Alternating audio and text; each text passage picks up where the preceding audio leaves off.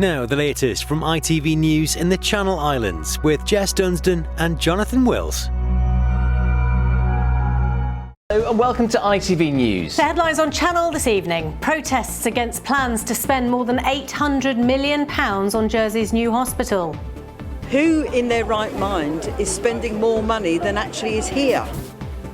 Good evening. It's the capital project that's rumbled on for more than a decade in Jersey, and after today's demonstrations, the new hospital may take even longer to build.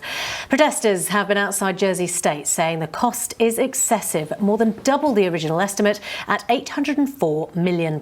But some staff working at the existing hospital say the situation is now desperate and time is running out before conditions become critical. If the project does finally get the go-ahead, it could mean the government borrowing £750 million to pay for it. Richard Pallow has our report.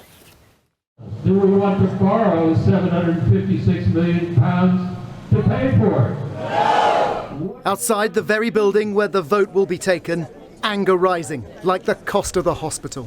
Why are you so eager to be here?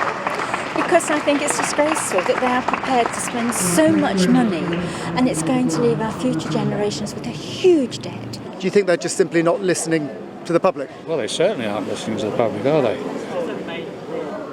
Do you think they will change their minds?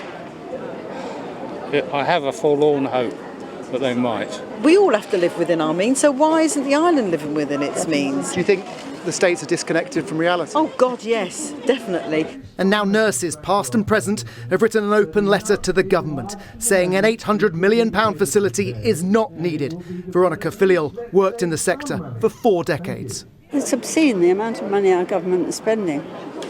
They seem to want a world-class hospital. We're not a world-class island. We're a little island. If this population in England would have a cottage hospital. This is the latest in a series of passionate protests, time to coincide with the very first day of the state sitting on this matter. And how many voting politicians did I count here in their lunch break? Well, I counted just 5. Those that were there, like Deputy Sam Mezek, were left wondering, well, will it make a difference? What might is the position taken by his party Reform. This afternoon, they've said they will back the amendment to limit the budget for the new site to £550 million. Worries about the unanswered profit margin for the developer a key concern. The government, however, remain committed to the more expensive 69,000-foot version at Overdale, intending to borrow almost as much as the entire annual tax take in Jersey.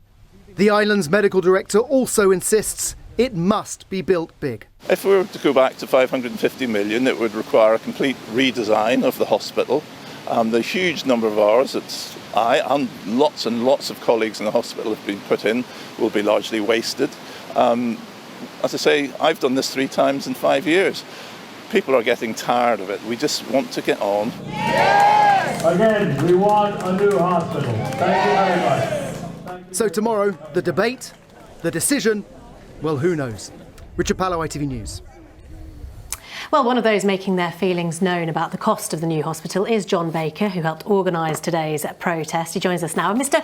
Baker, isn't there a danger that by slashing the budget by a third, Islanders' future care will be compromised? I really don't think that's the case. What we're really concerned about is not just the amount of spending, and I think the Friends of New Hospital have proved that we really don't need to spend that sort of money, but the debt that will build up. I mean, Rishi Sunak has just stated in his talk at the Conservative press conference, it's immoral to stack up debt for future generations.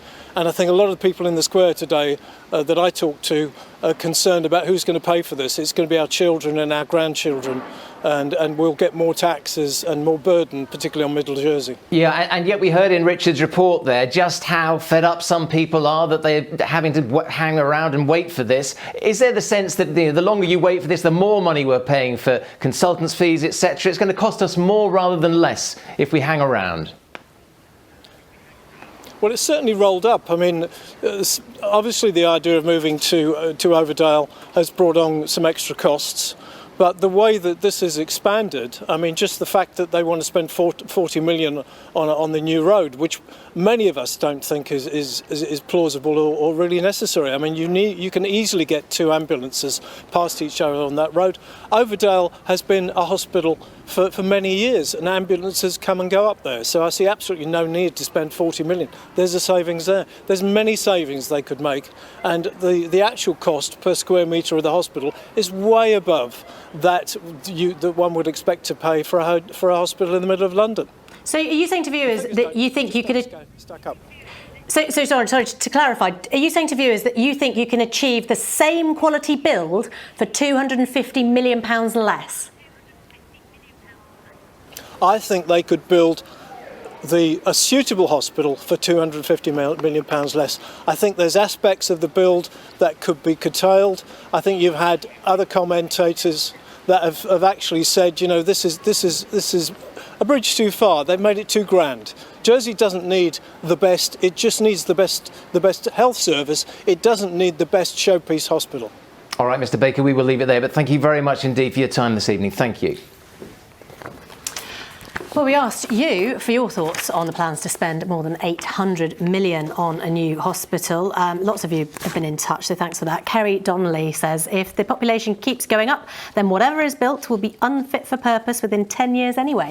Now, Tony Johnson says not government money to spend, it's taxpayers' money. The politicians need to take note. Another Tony here as well. Tony Wilson is sceptical this will be the final cost, saying it will go well over this ridiculous pie-in-the-sky amount. You'll be looking at nearer £1 billion.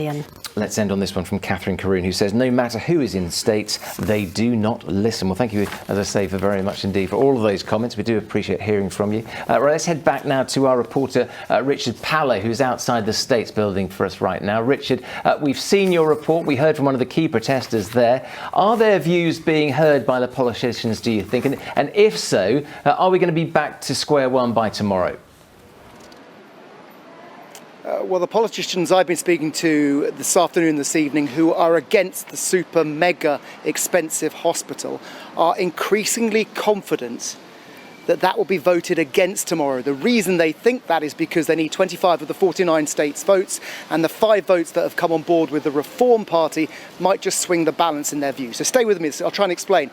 If they vote their amendment through, that's the amendment to take it to 550 million, then there's another debate on that before that could be passed. In an alternate reality, if the amendment is voted down, then they'll have a debate, the states, about the £800 million version. Although, and again, stay with me, there is a chance that it could be referred and thrown out because of incomplete evidence. I mean, politicians on both sides are going to be, well, on one side at least, they're going to be so unhappy with the decision. I think the only certainty is that tomorrow, even if we get a decision, there are going to be an awful lot of people still unhappy with whatever is decided.